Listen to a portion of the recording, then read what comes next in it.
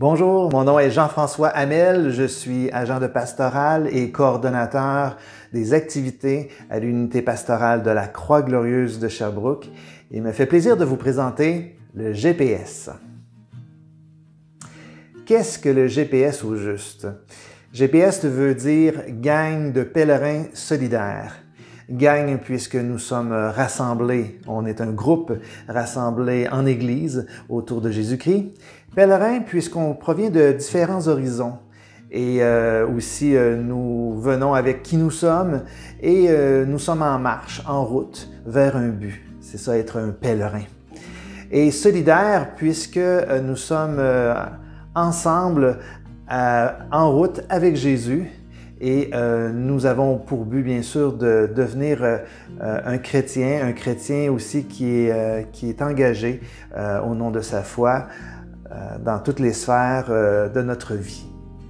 Donc, la catéchèse GPS. Pourquoi juste une catéchèse? Bien sûr que c'est le fond du GPS, c'est-à-dire que c'est un moyen pour nous de pouvoir nous rassembler, puis rassembler tous ceux et celles qui désirent se mettre à la suite de Jésus pour approfondir notre relation à soi-même, la relation aux autres et aussi notre relation à Dieu. Sur la route de la vie, il y a plusieurs chemins possibles pour arriver à destination. Alors le GPS permet de déterminer l'itinéraire qui convient aux voyageurs. C'est un peu le but qu'il y a derrière ce GPS-là que nous vous offrons aujourd'hui.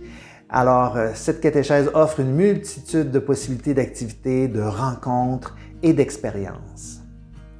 La catéchèse, elle se veut aussi adaptée pour la famille. Elle se veut en priorité accessible à tous les membres de la famille d'enfants de 6 à 14 ans de manière plus générale. Ce n'est pas un programme suivi, mais c'est plutôt un choix d'activité selon l'intérêt, l'horaire et les besoins de la famille. Les parents sont appelés à devenir des accompagnateurs du vécu spirituel de leur enfant. Ils peuvent même offrir d'animer ou même d'organiser une activité selon leur intérêt. Pour le temps de la pandémie, des activités en ligne vont être davantage offertes, bien sûr, pour une catéchèse plus familiale à la maison. Chaque famille est rencontrée individuellement au moins une fois par année. Vous voyez maintenant le parcours, le cheminement, donc divers chemins. Vous voyez en haut à gauche, il y a la halte d'accueil avec une petite maison qui vous salue avec inscription et par la suite, bien, on part dans différents chemins. Ce n'est pas un chemin linéaire où il faut suivre des flèches. On peut reculer, changer de sentier, parcourir un peu. Vous voyez aussi les parcours qu'il y a en haut et qui concernent plus la préparation sacramentelle.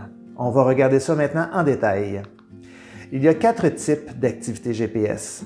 Il y a des catéchèses de cheminement. Ça, c'est pour connaître Jésus, l'accueillir sur notre route, découvrir la foi. Il y a aussi des sentiers pour faire l'expérience de la rencontre de soi, de Dieu et aussi des autres, à travers la prière, à travers la fraternité, la célébration et aussi l'engagement. Des haltes en rencontre familiale auront lieu pour débuter l'aventure avec le GPS au départ et par la suite pour faire le point sur le chemin réalisé. On peut parler à ce moment-là d'un recalcul GPS. Et il y a comme dernier type d'activité les voies d'accès pour vivre un parcours qui mène à un sacrement de l'initiation chrétienne. On va regarder ça dans quelques instants. D'abord, on va regarder les catéchèses de cheminement. Elles sont de type biblique ou thématique, à la découverte de la foi chrétienne. Elles peuvent se dérouler à l'église ou dans un autre lieu propice au thème ou au type de rencontre. Des exemples. Une catéchèse biblique sur la Samaritaine à l'église. Ça, c'est ce qu'on a déjà connu dans les dernières années. Le bon berger.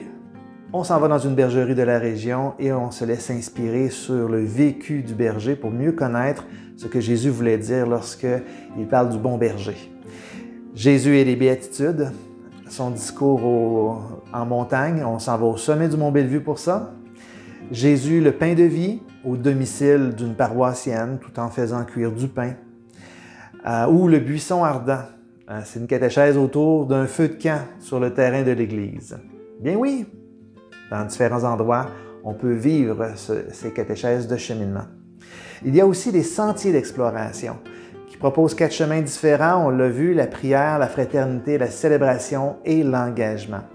Ça consiste en un atelier de pratique évangélique pour faire vivre une expérience concrète, voir, entendre, toucher, ressentir. Ça fait participer et interagir et ça comporte une dimension chrétienne identifiée. Des exemples, une visite au monastère des Clarisses et vivre une expérience d'adoration à cet endroit. Un dîner communautaire après la messe familiale, ça c'est la fraternité.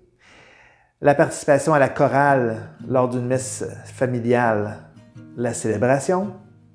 Nettoyer et emballer des jouets à l'occasion de Noël pour remettre à des familles réfugiées, c'est un sentier d'engagement.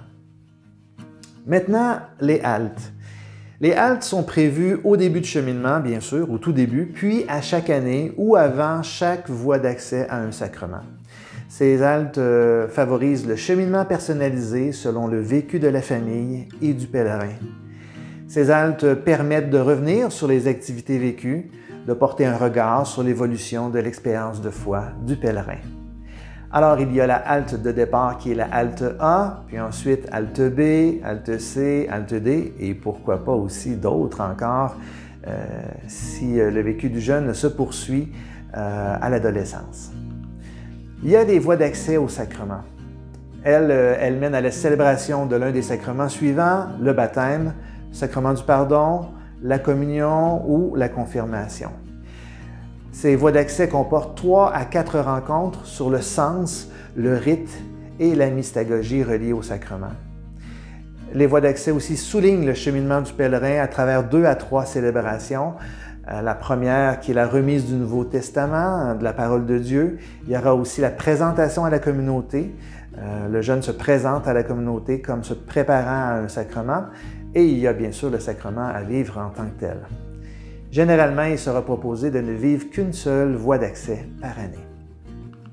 Pour entrer maintenant dans une voie d'accès à un sacrement, nous vous demandons qu'au niveau des catéchèses de cheminement, qu'un minimum de 4 activités soient vécues parmi toutes celles qui sont proposées, et il y en a beaucoup.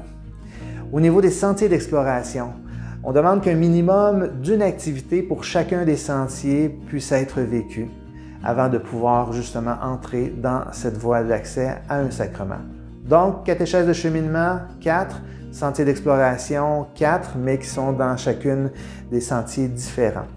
Et ensuite, on entre dans la voie d'accès du baptême, qui est offert à tout âge. Alors oui, il n'y a pas juste les tout petits bébés, il y a aussi les jeunes qui peuvent le vivre et même des adultes. Pour le sacrement du pardon, c'est généralement offert à partir de l'âge de 8 ans.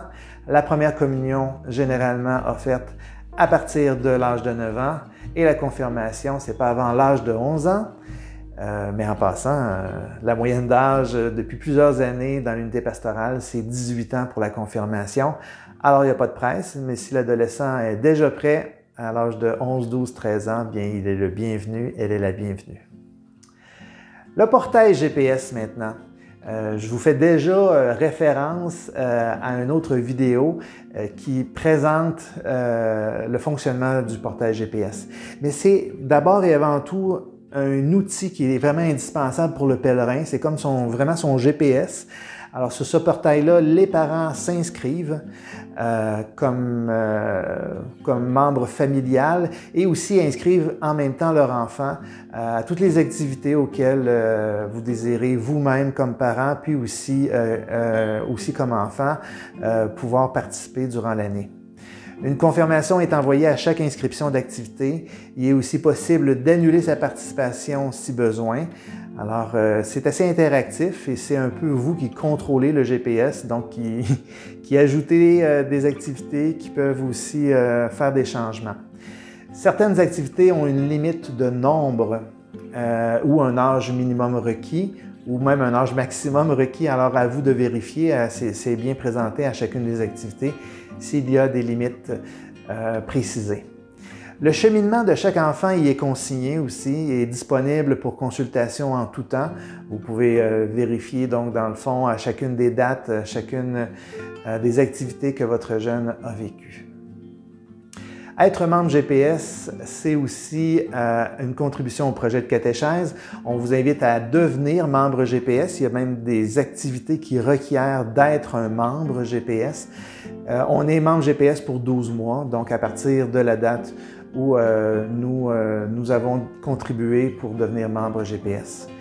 Pour les parents, alors c'est possible d'être membre parent et ce membership-là est gratuit. Pour les enfants, il y a deux possibilités d'être membre. On peut être membre individuel et c'est 50 $ pour l'année, ou un membre familial, donc qui regroupe tous les membres de la famille. Et là, c'est 100 $ que nous demandons. Voilà. Et puis, pour la participation à une voie d'accès à un sacrement, pour ceux et celles qui veulent vivre un sacrement d'initiation chrétienne, c'est de 40 $ par enfant par voie d'accès. Si vous êtes sans emploi, aux études, dans une situation financière précaire, prière de nous en parler. Une forme d'aide peut vous être offerte. Et dans le fond, il ne faut pas que l'argent soit une raison de ne pas participer. Bref, veuillez me contacter pour plus d'informations. Alors voilà la présentation de la catéchèse GPS, du projet GPS pour cette année. Alors, il me fait plaisir donc de vous avoir présenté ce parcours-là. Alors, maintenant, il s'agit d'aller sur le portail GPS à croixglorieuse.ca /GPS ou aller carrément sur croixglorieuse.ca et vous allez pouvoir, bien sûr, vous y retrouver et découvrir tout ce qu'on va pouvoir vivre dans la prochaine année comme activité. Alors, bon GPS à chacun!